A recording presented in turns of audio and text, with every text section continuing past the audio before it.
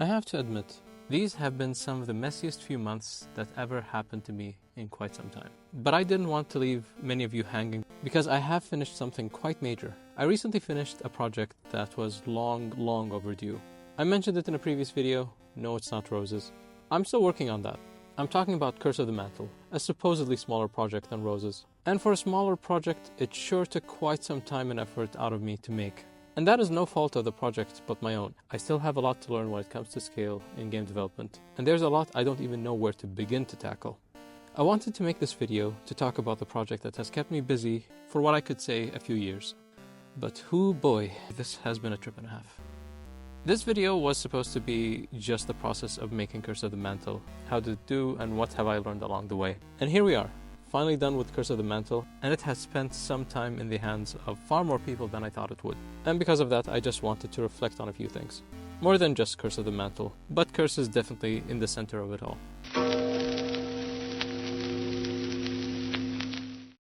Around 2017, I wanted to take part in NaNoWriMo. Think NaNoWriMo or National Writing Month for visual novels. Just make a visual novel within the set period of time and release it. But that's not important. Initially, the project started out as a Ren'Py kinetic novel.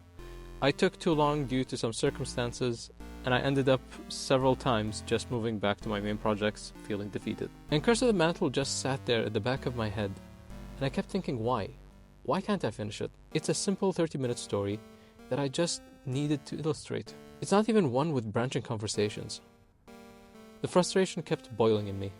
Even when I moved away from the project to focus on my more important project, Roses for example, some part of me kept feeling like I needed to get Curse out of my system. To some extent, it just felt like an actual curse that I inflicted on myself. And somehow I needed to lift it if I'm considering to get anywhere in life. Originally, Curse wasn't really the story I wanted to make in this format. I wanted to illustrate Nosferatu. As some of you may know, I am massively inspired by the works of Mike Mignola, and Mignola illustrated Bram Stoker's Dracula movie in comic form. I thought my Hexel's art would look really cool doing something similar with Nosferatu and have it be something of a tribute to Mignola's work. Felt poetically apt when Nosferatu was originally going to be a Bram Stoker's Dracula movie, but copyright did not allow it. And before you ask, no, I haven't seen the remake yet, I just didn't have time. Thanks, Curse of the Mantle. That idea did not really go far, and I just scrapped the idea. At the time, I was listening to a very specific category of podcasts. One's coming out of a network called Relic Radio. It's a network of podcast stations that play radio dramas from the 40s, sometimes up to the 70s. They encompass a bunch of genres: comedy, murder mystery, thrillers, and what I'm after, horror. From all Relic Radio's podcast stations, the horror was the one that interested me the most. I would usually sit and listen to these stories whenever I was out, having a walk, or when playing games. And one evening, a story about a certain cursed mantle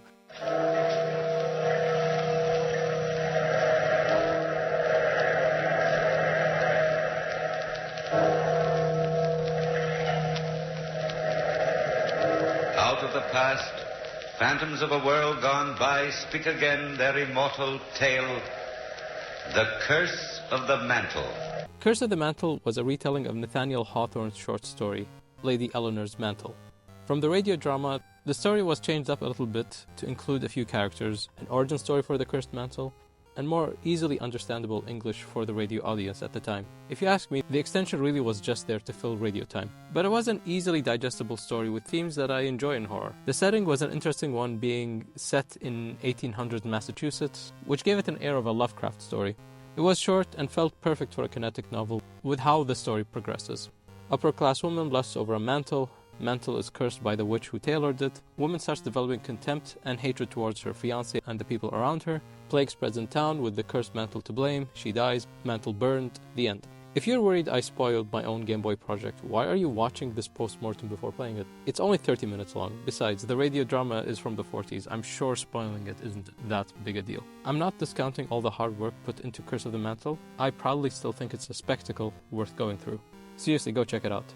It runs on original hardware, so you can play it on a Game Boy. If you have a Super Game Boy, you get this amazing custom border. You can play it on emulator handhelds, and if you don't have any of that, you can easily play it on the browser from the game page. And it works on mobile phones too. You're completely covered, you have no excuses. You can finish it in one sitting. Go. But also this post-mortem requires you to have played the game from start to end to have some context of the process and the scenes that have been worked on here. Link is in the video description. Okay, ready? Originally, Curse of the Mantle was being made on Ren'Py. I didn't think much of it. Transcribe the radio drama since it wasn't really available in text form, illustrate the scenes, and try to add some flair to it all. What I mean by that is give static images some depth and dimensionality. Parallaxing. The way I did it here was to separate certain elements in the illustration and move them in ways that would convey an illusion of depth. Some of that bled into the final Gameboy version, but that works a little differently over there. I will get to that later. However, making art in hexels for me was a very, very slow process. And it was dually so with Curse of the Mantle. The process was taking an obscene amount of time. NaNoWriMo was supposed to be a month long, and that is exactly how long it took to make the scene of George and Eleanor standing in front of Mrs. Willow's cabin. And that is this scene alone. No animations, no parallax, nothing.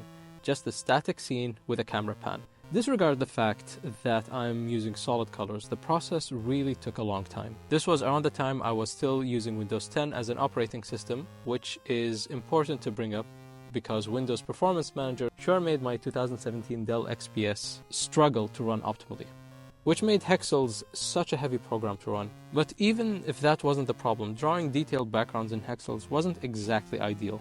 There were some scenes I wanted to be reusable, like this one room, which was supposed to be for when George speaks to Eleanor before heading to Mrs. Willow's cabin, and the scene where George speaks to the governor to go see Eleanor on her deathbed. The process was to draw the scene without shading, and then draw the shading afterwards based on the point in the story and the time of day. It's how I always kept drawing everything on hexels. It was not ideal or optimal, but I was really happy with the results when I was able to finish it.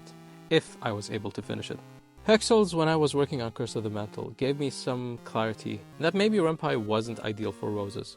Nothing wrong with Ren'Py, but the kind of game I wanted Roses to be was wildly different to what Ren'Py was designed for. That's why I moved back to RPG Maker at some point and tried making these cutscenes play with tiled 3D environments and 2D sprites. Working on them separately technically is a more economical solution, because I have to draw the textures once and build the environments using those textures as I go. I never had any issue with the backgrounds using hexels for the 3D spaces I was using for RPG Maker MD. Where I started seeing problems there was with the characters. The space I was trying to animate the characters with is too small to get any actual articulate animations working properly. Then there's the issue with perspective. The thing I dreaded the most was drawing the game sprites in this format, from all required angles and if they need to be animated. Hexels and my drawing method just made it more and more difficult. Anyone in this situation would start to doubt their ability to draw, or even their ability to make games altogether. It's why Curse of the Mantle took a long time. It's why nearly 10 years later I'm still working on Roses. I know a lot of game dev folks would say to abandon the project if it's not going anywhere and start on a new one. However, I don't think that would solve my issue. Because if you haven't realized it by now, my process is already slow no matter how big or small my scope is. I might as well just give up on game dev altogether and never tell all the stories that I've been wanting to tell since childhood. Look, I'm really struggling here, and I'm really doing the best I can. And giving up on my dreams isn't really a solution for me, even if it's a little difficult to attain. I honestly don't really remember what sparked the decision in making Curse of the Mantle on GB Studio instead of Ren'Py. I remember coming across the engine and being very excited that there is an easy way to make games on one of the most formative gaming systems of my childhood. I remember messing around with it and thinking, what if? I might have sneaked in some time working on it just to see what certain scenes would look like. And I was pretty pleased how much quicker it was to make things with the system's limitations. And these limitations can teach you where you need to focus your resources. I did take the assets that I've made for the Ren'Py version and rework them to work on Gameboy's much smaller resolution. And it wasn't just a matter of resizing. Some part of it did involve cleaning up and redrawing. That's why some scenes look a little different to the rest of the game. It was fun to rework some scenes into levels. I had some fun redrawing the mirror rooms CG into a 2D level and adding some parallax. Parallax in GB Studio works a little differently to how I did it in Ren'Py. Like, who the hell knew Gameboy could handle parallax? Well, I wouldn't say it's really parallax, more that certain lines of tiles would move different speeds as the player moves horizontally in that level. It doesn't really have the same depth as you'd see in, say, a 16-bit game, but it's a neat little illusion that is, in the end, effective. I have this little habit that I like to sprinkle little references of my other games in the games I'm currently working on. It isn't very visible in this scene, but the 4 roses in the vase was supposed to be a little Easter egg for Roses Will Rise. each rose signifying one of the 4 girls. However, it's not the only reference to roses in Curse of the Mantle. You can see 3 of the 4 roses behind Captain Langland in this scene. And it's only 3 because it's a late night party and it's past the princess's bedtime. And this isn't the first time I reference roses as an Easter egg. Feralda is in the Cyberhold prototype. I don't know if anyone played through and found her, but she is very early in the game. If you go to the spot and interact, you get a notification telling you that something happened. And if you walk back, you find her with a message, and she gives you skill points to use. The message she had there was supposed to be a hint that a new version of Roses Will Rise is being in the works, and that was the RPG Maker MV version. I'm drifting pretty far from what I'm trying to talk about. I don't really know if I can list Curse of the Mantle as a game, because there is no real game in here. And to some extent, I think it did hurt its image in the eyes of a lot of people when I called it a walking simulator. I get it, some people are expecting more game in their games. Walking simulator is often used negatively. But Curse of the Mantle, in terms of interactivity, no pun intended, is a few steps a little more interactive than a kinetic novel. Obviously not saying that visual novels can't be games. Maybe I'm just being self-critical here. All I wanted to do is take the radio drama and lay it out in a format of a game.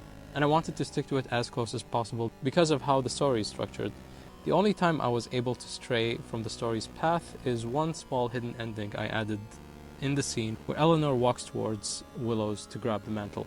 I didn't want to make it obvious. I thought the door being open behind George and Eleanor would give some hint that there was one other option. But from my friends' playthroughs and YouTube Let's Plays, they either missed it or triggered it by accident. And honestly, the latter was very entertaining to see. Originally, I was worried Curse wouldn't get traction because of the lack of game elements I mentioned earlier. But I still had people play through it, and I tell you, there's something truly magical watching people play something you've been stressing out over for years. More so if they've actually enjoyed it. I was pleasantly surprised to see Japanese websites talking about it too. It brought me absolute joy reading Manto no Noroi, like it was some obscure PC-98 horror visual novel. And it's fitting because a lot of music I'm referring to actually has been from games such as Necronomicon on the PC-98. I'm not sure if it ever got translated, but there are a few YouTube videos on the game walking through the story. If it's not for the entertainment, do watch it for how lovely the game art is. I will leave a video about Necronomicon by Amelie Dory.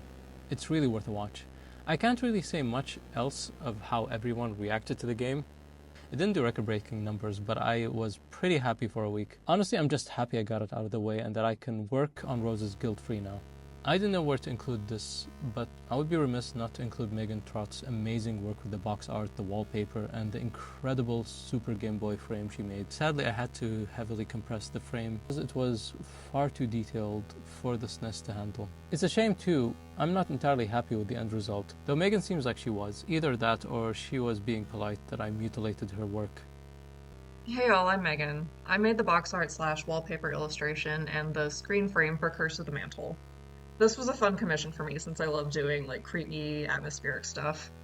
So the story has a very like New England Puritan vibe to it, so for the box art and wallpaper I decided to go with some very traditional Christian allegorical imagery with death on one side of the mirror and the devil on the other sort of lurking, and they're only like hinted at in the box art. The wallpaper of course then expands the scene to show them in full. I actually based their appearances on an Albrecht Dürer engraving called A Night, Death, and the Devil, where Death wears a crown and is covered in snakes, and the devil is sort of a weird mishmash of different animals.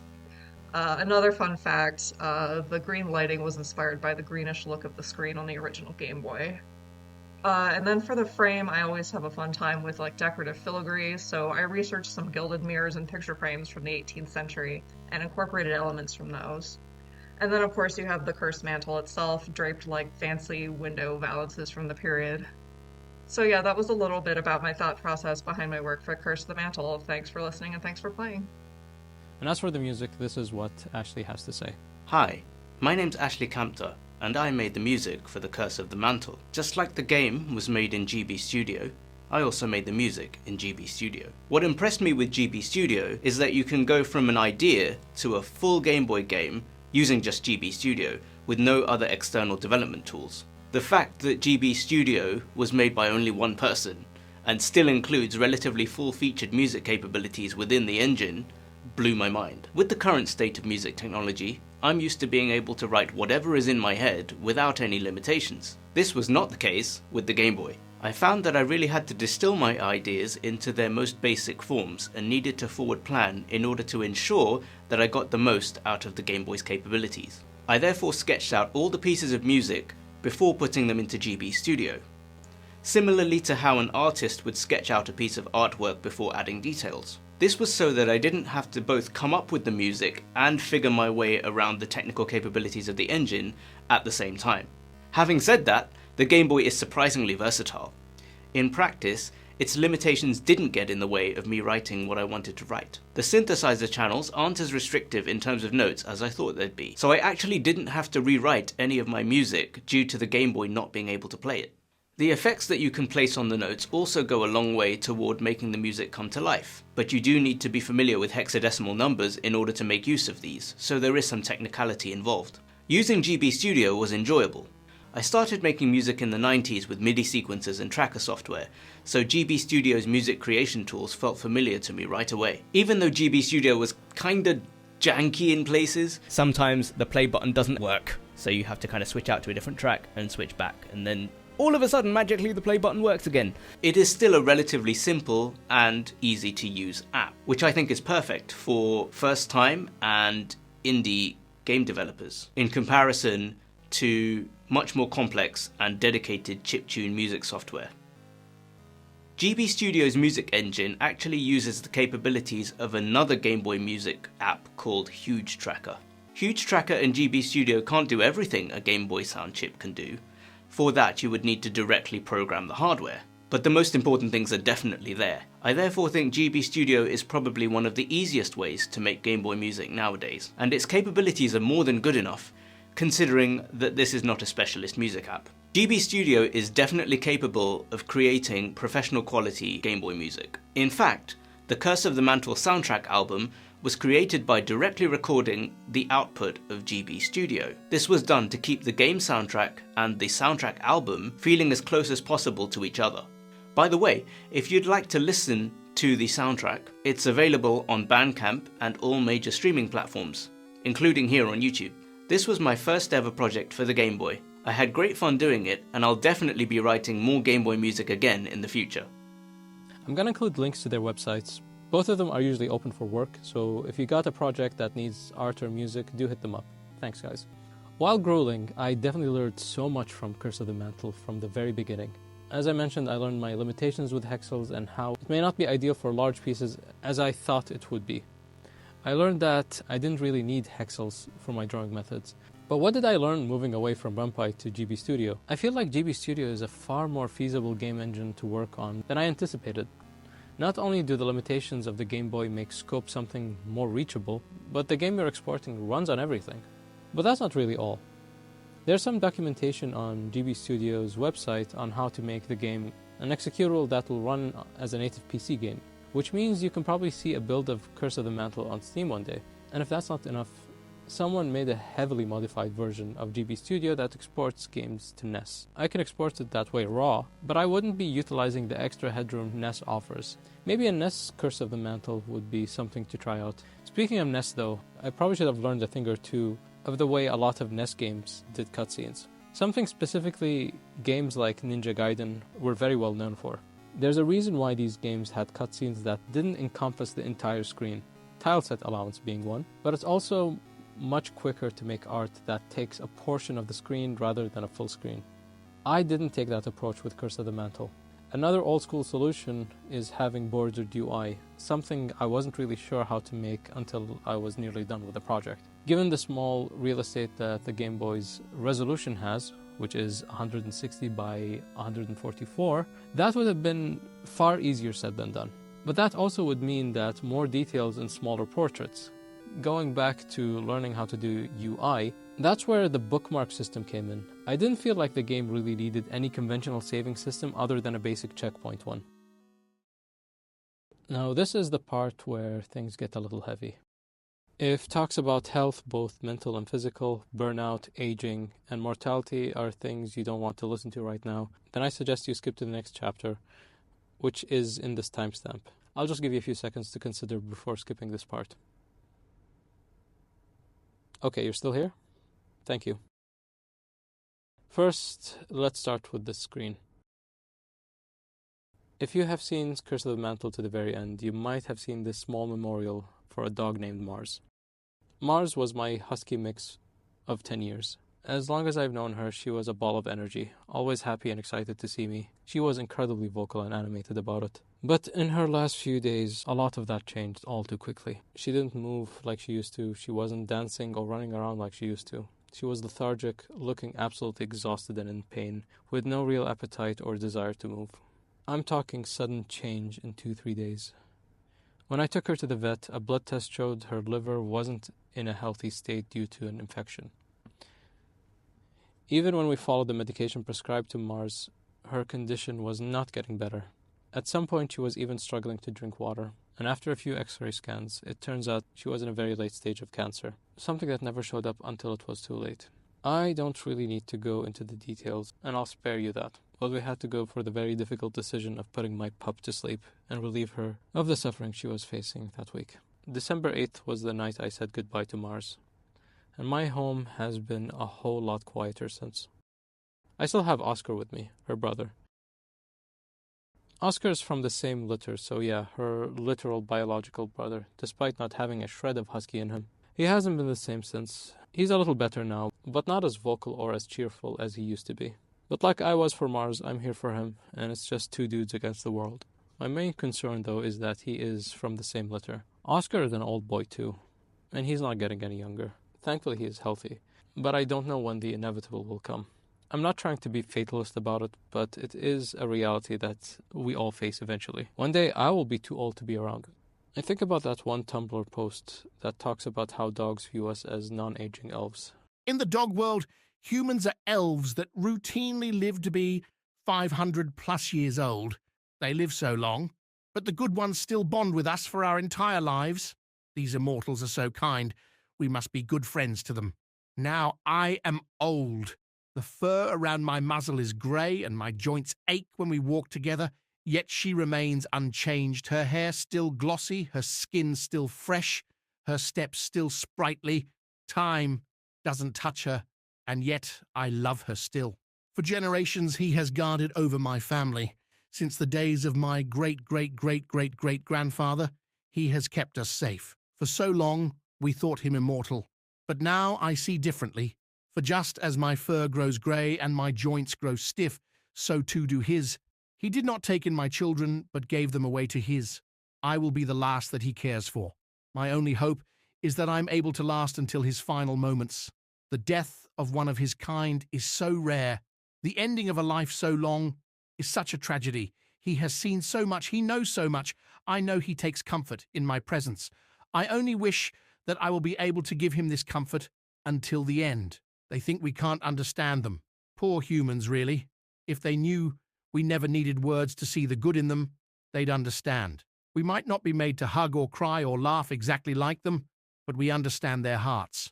We know when they're sad, when they're happy, or when they're hurt. We know the truth of what they feel, and we know so many of them feel so alone. We've known for longer than there's been human cities, longer than straw or mud huts, longer than their hunting parties. We're on a journey with them. They spend their lives wondering what awaits them in the end, when what awaits them is us. What awaits them is what we've always offered. We might not speak the same language, but we're guides to them all the same. In this life and the next, you'll see, little pup, every dog meets its humans across raindrops and stars when the time is right. We're never apart for too long, when we have humans to love and when humans have us. Sometimes I really wish we could communicate with our pets. Try to speak to Mars before it was her time. Let her know how much she really meant to me, and apologize to her for euthanizing her. Evenings with Oscar would be twice as fun if we were able to talk. Sometimes just telling him he's the best boy isn't enough. I would love to sit around and joke with that sweet idiot any chance I get. But for now, I will make the most of the time I have with him, and make sure he feels loved. Mars' passing was just right before I was almost ready to ship Curse of the Mantle. Around that time, I just couldn't finish it because I was worried about Mars and her condition.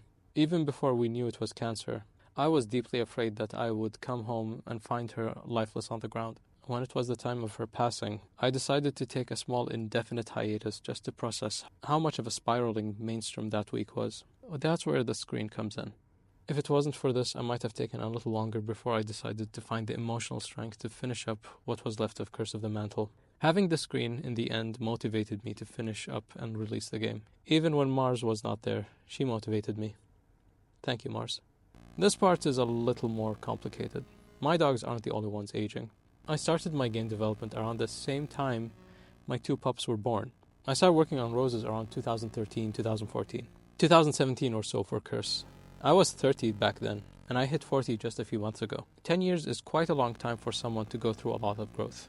Obviously, my view of the world has changed. I'm a lot calmer, maybe a little more patient. In those years, I went from diagnosed and neglectfully treated for type 2 diabetes to having it under control and even losing weight. Right now, I'm the healthiest I've ever been in my adult life. But there are aspects in myself that I feel have developed to something worse. When I first started game development, I felt like I had an advantage. I rather work and create rather than rest and have time for myself. And that includes my own game development. I felt like I was relaxing when I was working on my game projects. I was sold on the idea of do what you love and you'll never work a day in your life so hard that I made it a personality trait. And wow, was I wrong. When I was in military training, while everyone was trying to pass the time sleeping, I used that time to just sit and write the manuscript for Roses. That version of the story was wildly different to what it is now. It was raw, messy, and full of grammatical errors all the way through. But I didn't care. I felt like if I reach the end, I can clean it up later. And that was the plan. I wish I felt that way today. Today, I'm far more self-critical of my work and have difficulty looking past mistakes. I felt like at some point, any attempt at rewriting was self-sabotage. And somewhere along the lines, I kind of ruined the story somewhat. This is why you need an editor, folks. It's not just writing your story, you need a fresh set of eyes to look at the mess you've made. But even then, writing is one aspect of game development. There's programming, and then there's the art that goes into the game, the audio, the music. Game development turns you into a jack of all trades. Game development is a passion project of mine. You could say it's a second job. Job is work. And work does get exhausting after burning yourself out to get things done. It's not that I don't enjoy game development. If anything, I want to do more of it. And the goal was to be self-sufficient purely out of game development. Now, realistically, I don't think that is a tangible dream anytime soon. I'll still crawl through just to get my projects done.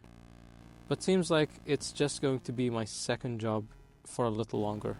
I've always joked about enjoying making games more than actually playing them. But oftentimes the reality is that I do spend more time working on my games rather than playing any games or even relaxing for long periods of time. I don't exactly remember the last time I had a vacation where I actually just sat around and spent it relaxing. It's either spending it working on my projects or being completely out of focus, guilty that I'm not working on my projects. It's become this perpetual exhausting loop of either being overworked or just being mentally exhausted.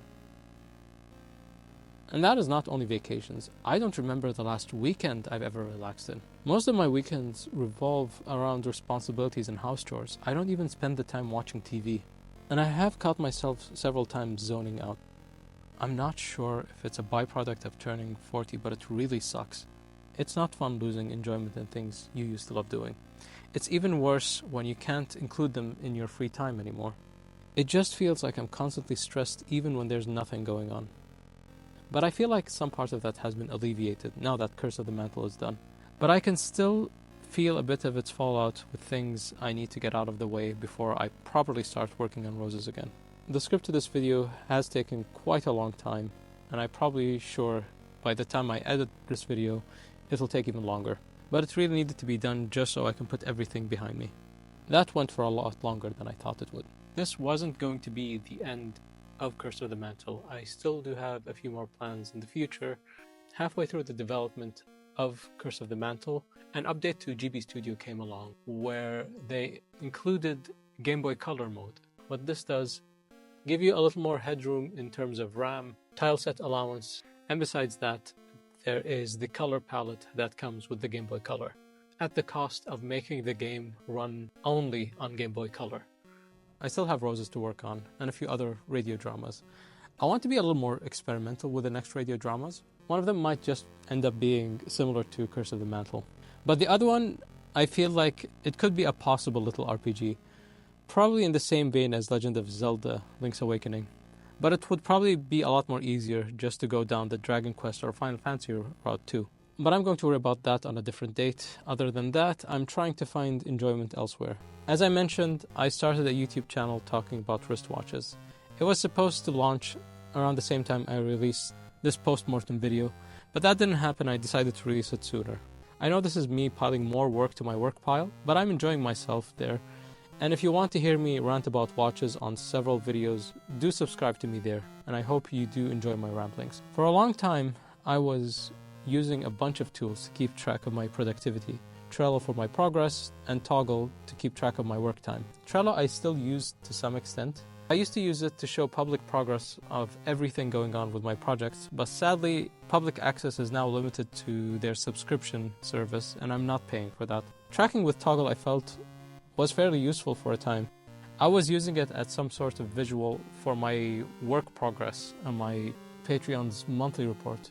But I think it's kind of useless now. A lot of days is me being distracted with my day job work, and that is taking a chunk of it anyway. I do really need to thank my patrons who have been pretty patient and supportive of my project this entire time.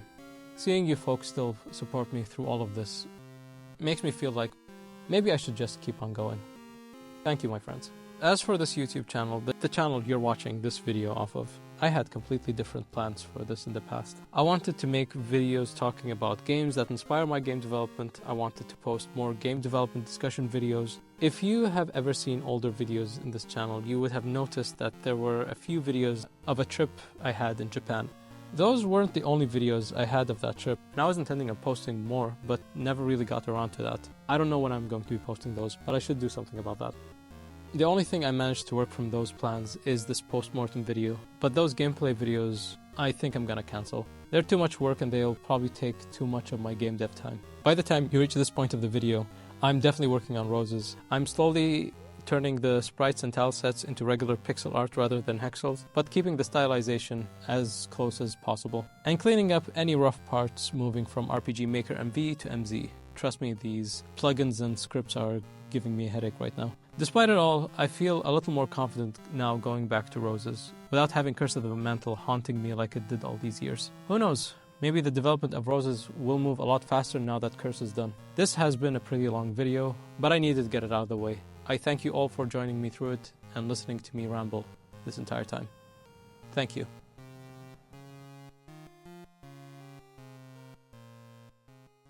Roses Will Rise is a turn-based strategy RPG with visual novel elements. While the main game is free, it's supported by my generous patrons. You too can support me by going to my Patreon, and if you'd rather support me with a one-time payment, you can buy Roses Will Rise on my itch.io. You don't need to buy the game to play it, but supporting me will give you a bunch of goodies. And thank you for watching.